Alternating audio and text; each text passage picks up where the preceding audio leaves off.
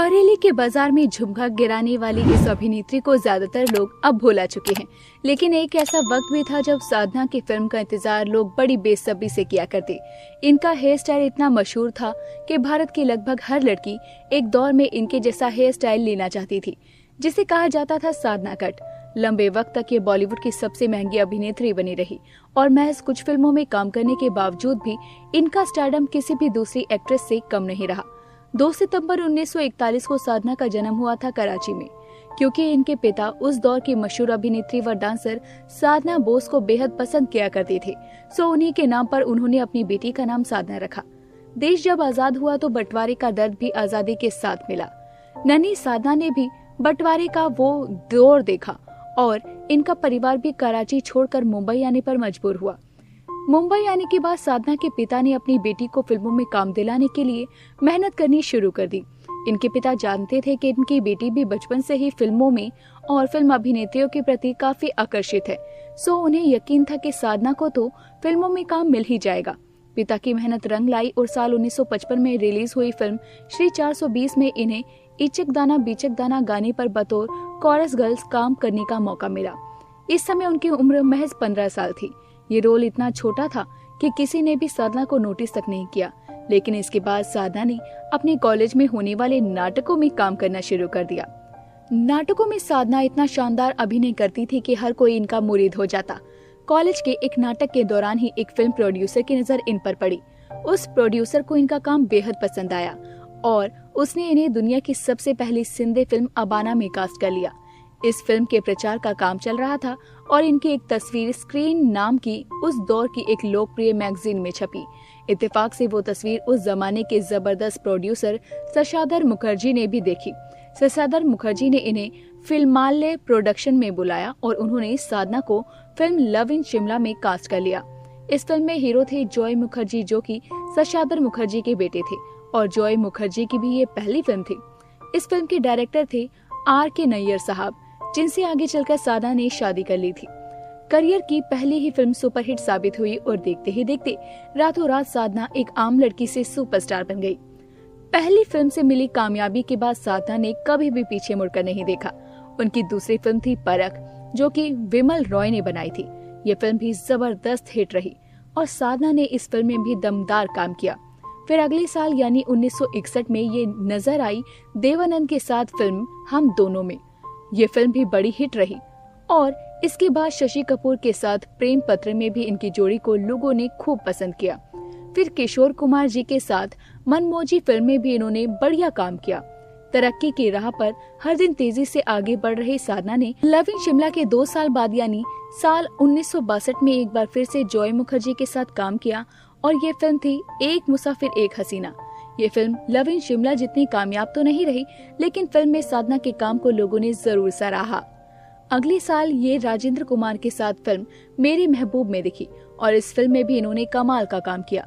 साधना की फिल्म मेरे महबूब के साथ तो एक बड़ा ही दिलचस्प किस्सा भी मौजूद है। दरअसल जब ये फिल्म इन्हें ऑफर की गई थी तो पहले इन्होंने ये फिल्म करने से साफ इनकार कर दिया था। उसके बाद ये उस दौर के मशहूर डायरेक्टर ऋषिकेश मुखर्जी से एक दिन मिली और इन्होंने ऋषिकेश मुखर्जी को बताया कि इन्हें मेरे महबूब फिल्म का ऑफर आया था, लेकिन इन्हें वो ऑफर कुछ खास नहीं लगा और इन्होंने वो फिल्म करने से इनकार कर दिया। इस पर ऋषिदा ने इनसे पूछा कि फिल्म में हीरो कौन है। जब साधना ने बताया कि फिल्म का हीरो राजेंद्र कुमार है तो ऋषिदा इनसे बोले, मेरे हिसाब से तुम्हें इस फिल्म में जरूर काम करना चाहिए। राजेंद्र कुमार हमेशा अच्छी स्क्रिप्ट ही फाइनल करता है, इसका मतलब कि ये फिल्म जरूर कामयाब होगी। ऋषिदा की बात मानकर साधना ने फिल्म मेरे महबूब में काम करने के लिए हामी भर दी और ठीक वैसा ही हुआ जैसा का ऋषिदा ने उनसे कहा था। फिल्म मेरे महबूब एक बड़ी हिट साबित हुई। साधना ने मल्टी स्टारर फिल्म वक्त में भी काम किया था। साधना का करियर बड़ा शानदार चल रहा था, लेकिन इसी बीच इन्हें थायराइड की समस्या भी होने लगी। इस समस्या का इलाज करवाने के लिए साधना अमेरिका गई और इसी बीच फिल्म इंडस्ट्री में चर्चा होने लगी कि फिल्म इंडस्ट्री को साधना ने हमेशा हमेशा के लिए टाटा बाय कर दिया है और अब वो दोबारा किसी फिल्म में नजर नहीं आने वाली। लेकिन साधना फिल्मों में फिर लौटी और लौटने के बाद साधना ने इस तरह की बातें करने वाले लोगों को बड़ा करारा सा जवाब भी दे डाला। ये नजर आई फिल्म इंतकाम में। ये फिल्म सुपरहिट रही और संजय खान के साथ साधना की जोड़ी को दर्शकों ने खूब पसंद किया। इसके बाद फिल्म एक फूल दो माली ने तो सफलता के रिकॉर्ड ही बना दिए। इस फिल्म में भी इनके साथ संजय खान ही थे। वहीं डायरेक्टर राज खोसला के साथ भी इनकी जोड़ी खूब जमी। राज खोसला की फिल्म वो कौन थी और मेरा साया में इन्होंने बड़ा दमदार अभिनय किया और इन फिल्मों के बाद तो बॉलीवुड की मिस्ट्री गर्ल इन्हें ही कहा जाने लगा। साधना जी ने फिल्म गीता मेरा नाम से डायरेक्शन में भी कदम रखा। इस फिल्म में डबल रोल निभाने के अलावा इन्होंने फिल्म को डायरेक्ट भी किया था। इस फिल्म के प्रोड्यूसर इनके पति R.K. नैयर साहब ही थे। साधना ने इस फिल्म के बाद से ही धीरे धीरे खुद को फिल्म इंडस्ट्री से दूर करना शुरू कर दिया।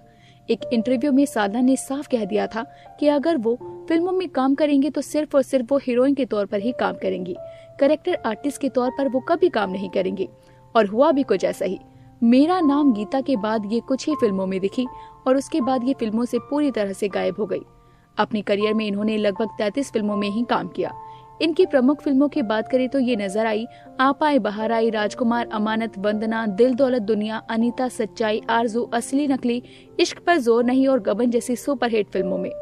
सुनील दत्त हो या शम्मी कपूर, संजय खान हो या फिर देवानंद या फिर राजेंद्र कुमार, हर हीरो के साथ इनकी जोड़ी दर्शकों को खूब पसंद आई।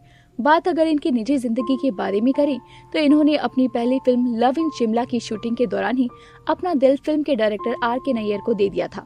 लेकिन क्योंकि उस वक्त इनकी उम्र बहुत ज्यादा नहीं थी तो इनके माता पिता ने उस समय इस जोड़ी को शादी न करने की सलाह दी। लेकिन 6 साल के बाद इन दोनों ने शादी रचाई। ये R.K. नैयर ही थे जिन्होंने साधना का वो यूनिक हेयर स्टाइल इजाद किया था।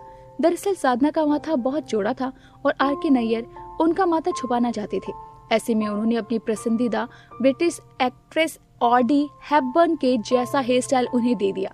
लेकिन भारत में ये हेयर स्टाइल इनके नाम से यानी साधना कट के नाम से मशहूर हो गया। वेटरन एक्ट्रेस बबीता इनके सगे चाचा की बेटी थी।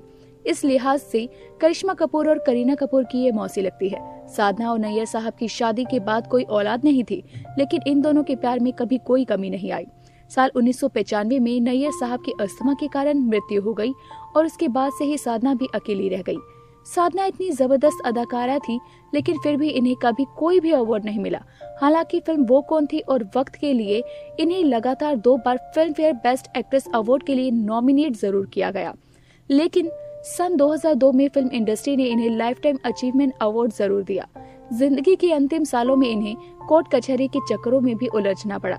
दरअसल जिस घर में साधना रहती थी उस पर मुकदमा चल रहा था और बीमार होने के बावजूद भी साधना को अदालत और पुलिस स्टेशन के चक्कर काटने पड़ रहे थे।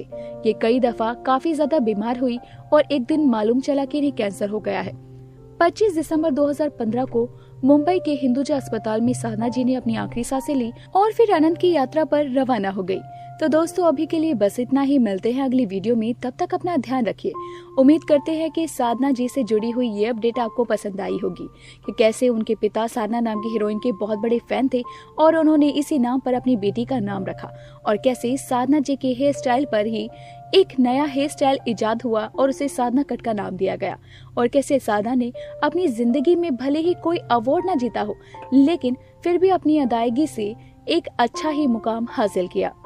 उम्मीद है ये वीडियो आपको पसंद आई होगी। वीडियो पसंद आई हो तो वीडियो को लाइक करें, शेयर करें और इसी के साथ आपको किस बॉलीवुड एक्ट्रेस या एक्टर की अपडेट चाहिए हमें कमेंट करके साझा करें और बताना ना भूलें।